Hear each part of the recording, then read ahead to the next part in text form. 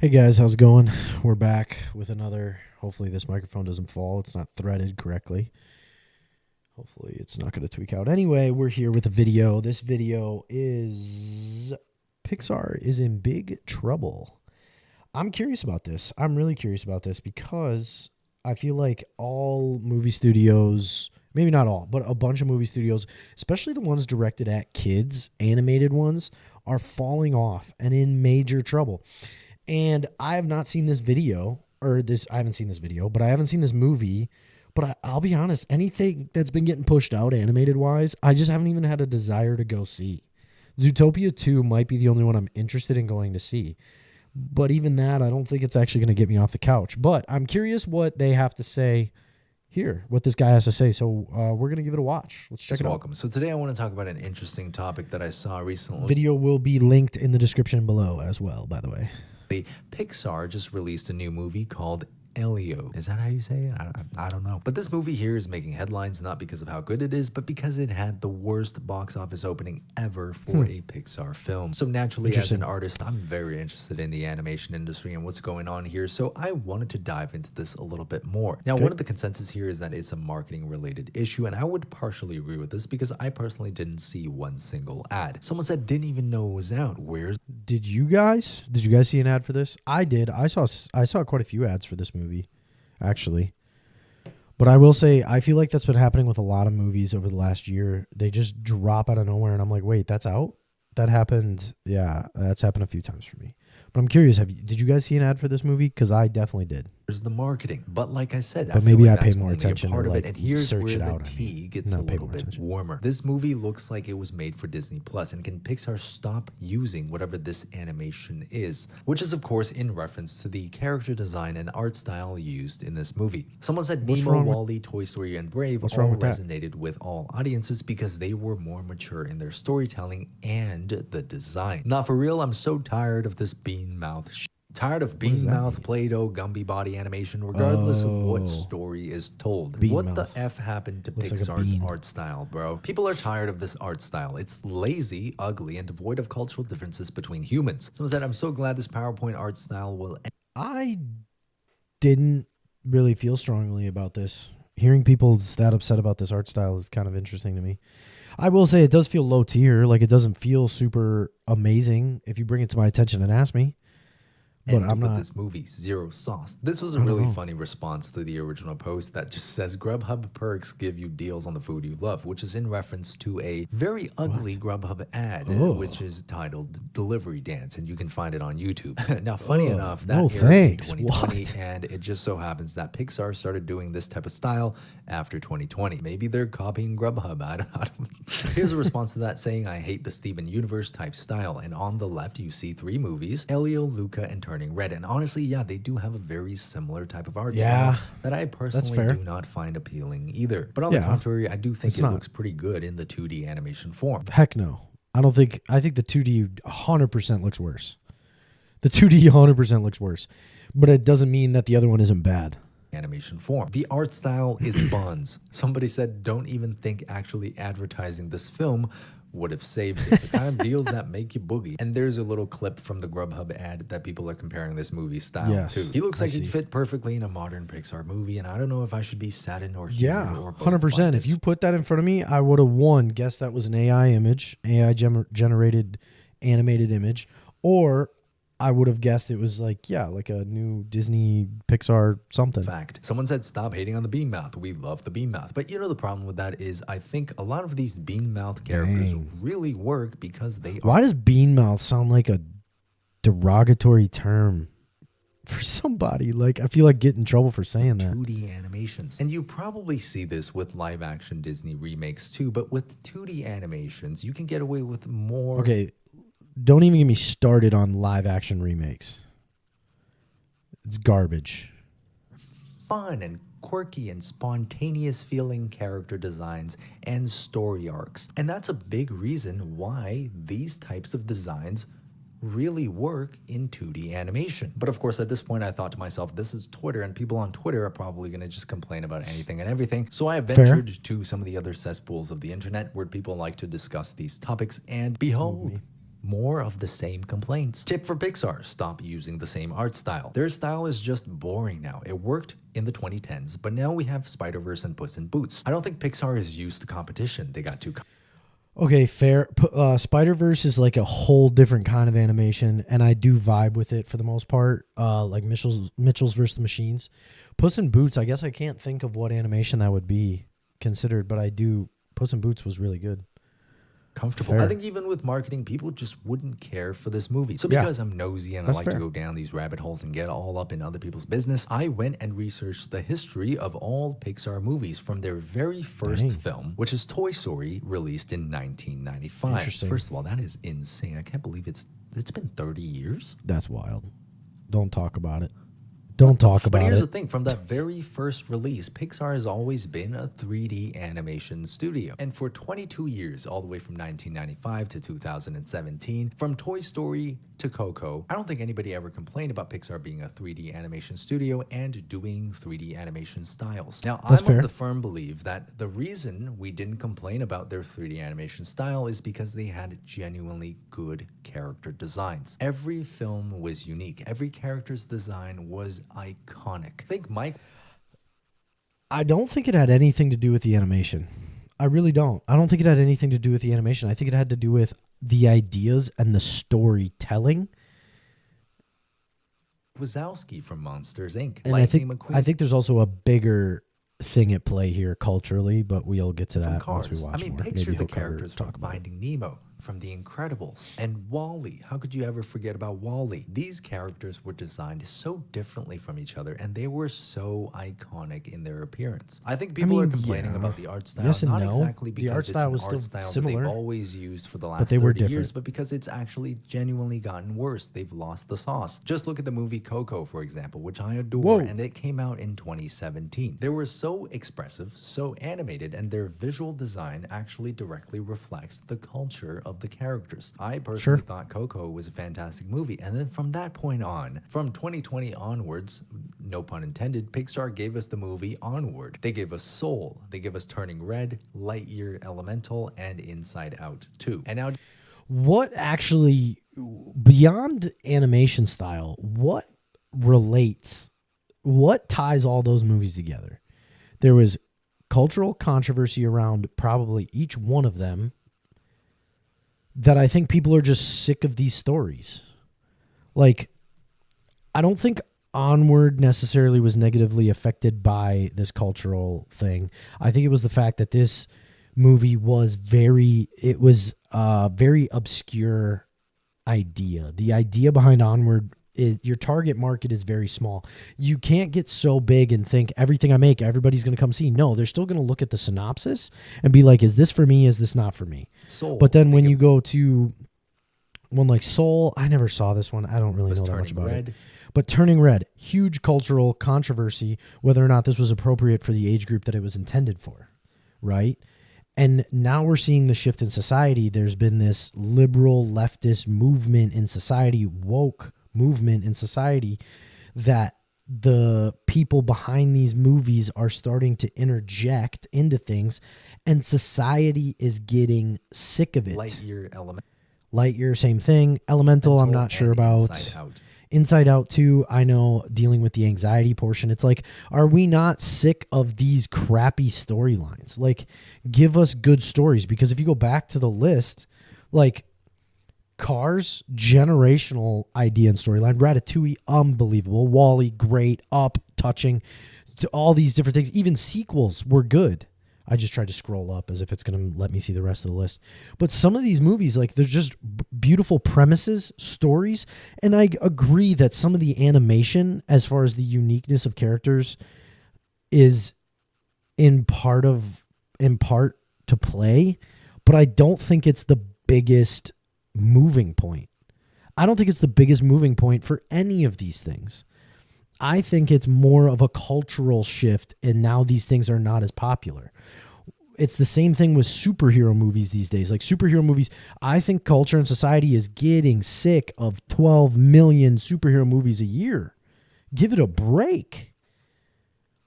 That's why, like, Marvel's been getting hit left and right over I don't think they've had a good release in a while. Well, What was the most recent one that they had a decent release? The Russian one. I forget. You know what I'm talking about, though. Had to do with the Russian family, Black Widow's family, basically. What was the name of that movie? I forget. But I feel like that had a decent release, decent reviews, right?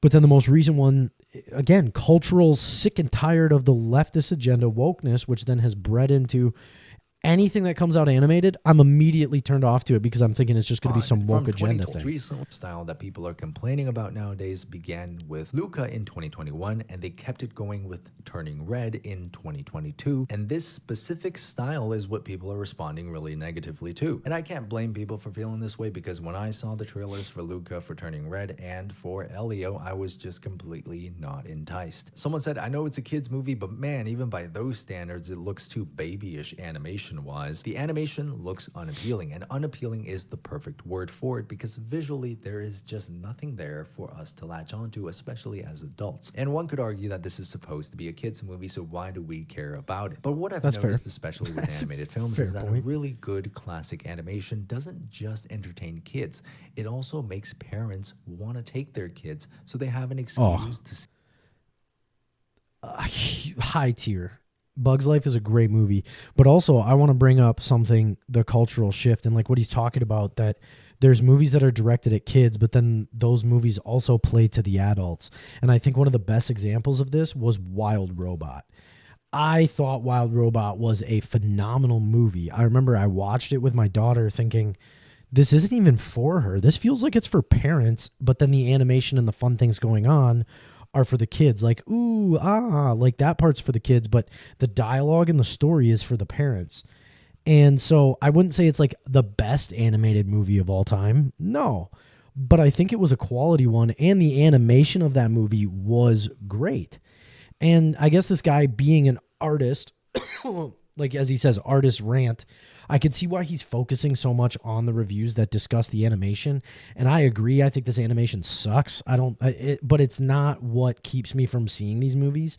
It's the storyline, and it's what is the content is in them. And yeah, it's just, there's an aspect of it that I think, yes, the animation is not great, but overall, I think it's a cultural shift that people care more about content now than ever before. Also, there's a cultural shift towards you have to be critical to look like, in order for your opinion to matter, you have to be knowledgeable on a topic, and to be knowledgeable means you have to be able to criticize it. And that's not the case. You can't point out what something does right and look like a professional. You have to point out what it does wrong. Look at all the content you see on YouTube. Maybe even some of my content feels like that. I don't know. But like, everybody points out what is wrong with something, and because they can point out what is wrong, they look like the professional, when in reality, you should also know what is right. Does that make sense? For example, the Spider-Verse movies, or even Puss in Boots: The Last Wish, which one of the greatest animated villains of all time, right here. is again a fantastic movie. Lobo. So you guys can let me know what you think about this too in the comments. But at the end of the day, I think the monumental flop of this new Pixar IP is probably due to a wide variety of reasons. We still got like 4 minutes left in this video. I wonder what else he's going to talk about. So people have less incentive to actually go see things in theaters, as well as a serious lack of visual appeal. If you look at something like Puss in Boots: The Last Wish, you can clearly see that the character designs are simple, and their silhouettes are very intentional. There's a level of anthropomorphication here that makes these characters really resonate. Big word that I have no idea what it means. With the viewer. Take something like Arcane. Oh, dude. Okay. But also, does it matter that Arcane is not directed at kids? Like, this is, let's be honest, this is like America's best version of like anime. Like, this is, how do I explain this? Like, obviously anime is animation from, Japan and East like that. So, I mean, I'm just saying, like, Arcane is not directed at kids. And yes, the animation style of Arcane is mwah. But I don't think that every movie should have this animation You're style. getting a much more if I got more of it, I'd get sick of it. Also, the concept, the content. Like, come on. There's got to be something said there. But he's an artist, so I get where he's coming from. He's Each focusing character, on you're the getting art. something a lot more complex as well. But each character still remains simple and iconic in their own theme. With teal hair and purple shorts, you can immediately recognize Jinx. Even in Coco, Miguel with his guitar and all the skeleton motifs that you see in that movie, it's iconic. And it's simple, it's straightforward. It knows exactly what it wants to be. The same thing could be said for the character designs from WALL-E, from Toy Story, from Finding Nemo. But now, if we just turn our attention back to the films Elio, Turning Red, and Luca, and we completely ignore the stories and just look at the visual appeal of the characters, there is... You would think it's the same movie. You would think these are all from the same movie. Like, now, it's weird. Now that it's been brought up, you can't unsee it, and now I can't undislike it. You know what I mean? Like, yeah, this character design is garbage. Clearly something lacking here. I mean, you can compare these characters to some of the older characters that Pixar used to make, like maybe think about the movie Up, you know, Carl, Russell, Charles. You could argue that it's a very similar type of polished 3D animation style, but what sets Up apart... That's he's making a great point here, is that there's 3D animation still, and there's similarities between all of them. Like, there's similarities between all these characters, similarities between all of them, but there's still uniqueness in each one of them that you don't get over here. A similar type of polished 3D animation style, but what sets Up apart from these post-2020 Pixar movies is the character designs, right? Carl is so distinct. And story. You can recognize him anywhere. And then you have Russell with the funniest proportions, just a cute, cuddly little dumpling kid. I mean, even Doug, you know, you can tell these characters are designed extremely skillfully in a way that makes them instantly recognizable just by a silhouette. Now let's look at Elio, let's look at Turning Red, let's look at Luca. These characters, if I were to black them out and just hand you all of their silhouettes on a platter, you would not be able to know who's who. And not even just the silhouette. If you look at the features of these characters and take in their design as a whole, there is a clear lack of creativity, especially when you compare That's a fair it to some point. Pixar. You take out the color of each one of these, you wouldn't be able to tell them apart. Films. I'm not gonna lie, this might just be my probably personal opinion, but when I see an image like this of the character Elio, this does not entice me to go see this movie at all. Not a single cell in my body wants to move my ass off this seat and head to the theaters for this. What is that? That's like 90% of movies these days is that for me. I don't, like, I'll watch a trailer and be like, oh, that's cool, but it does not get me in the movie theater. They have spoons and forks on his shoulder plates. From an artist's perspective, this just feels like a design that didn't know exactly what it wanted to be, so it just became everything. Same thing with May from Turning Red. Now, completely ignoring the story and everything, when I saw the trailer, the most exciting thing that I saw was the CN Tower in Toronto. As an Asian person, I find no part of this character's design resonating with me whatsoever. It's just generic, for the lack of a better term. I mean, the costume feels generic to me. The proportions feel generic to me. It pains me to say this because I used to always look up to Pixar for inspiration. Pixar was always known to push proportions. You know, they make these iconic character designs like you see in The Incredibles, right? Just think of the silhouette, right? You know exactly what Edna looks like because she's got such a striking silhouette, and it's something that ties to and matches her personality just perfectly. Now, it is my sincerest hope that Pixar as a studio can bounce back from this monumental failure. The people online have spoken, and this is clearly just not something that's working for Pixar. Anyways, guys, so I don't know what's happening right now, but Disney, Pixar, they're not doing well. And I hope this is not a signal of the end of days for these animation studios, because Pixar and Disney have given me some of my best childhood memories. You know, these movies meant a lot to me when I was growing up. And I would love nothing more than for kids today to grow up having these amazing pieces of media like we did when we grew up. But the reality is that those animation studios are not the same as when we grew up.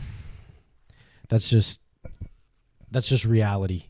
It fell off, so now I got to hold it. That's just reality. Like, I understand what he's saying. He hopes that this isn't the end of days. I'm opposite. I hope this is end of days. I hope some of these animation studios that are under Disney and Pixar just die, because then we can have some of these independent developers or studios. Sorry, not developers. I was thinking video games, but some of these studios, some of these people that are genuinely good at their job but don't have a chance because these two big corporation studios that suck at their job copy and paste everything right? Like a lot of them do, and Pixar is the biggest perpetrator of this. Disney is as well. Like, look at the people in leadership at Disney. Star Wars is a great example of it. They thought that the IP was so big that it could not fail, so we can do whatever we want. Well, that's not the case. We're seeing it now with animation on Disney Pixar part. Now we're seeing, or Pixar, now we're seeing it on some of the live actions that we're getting. We're seeing it on the superhero front, and we're seeing it on the Star Wars front. You're ruining these IPs because you thought they were too big to fail. You thought you could push out mediocre, cheap things, maybe not even cheap, but you put a bunch of money into it, but they were mediocre at best with either animation, as he's talking about, story, content, lore, and so on. And so now we're watching it all die, and I think it's about time that Disney or Pixar or some of these studios do die. So, like, everything he said in this video is true. Like, from his artist perspective, I see why that's the focal point for him, for sure. But I also think that, or I disagree with his endpoint of hoping that they turn it around. I hope they just die, because then some of these IPs could be released to someone else to pick them up and resurrect them.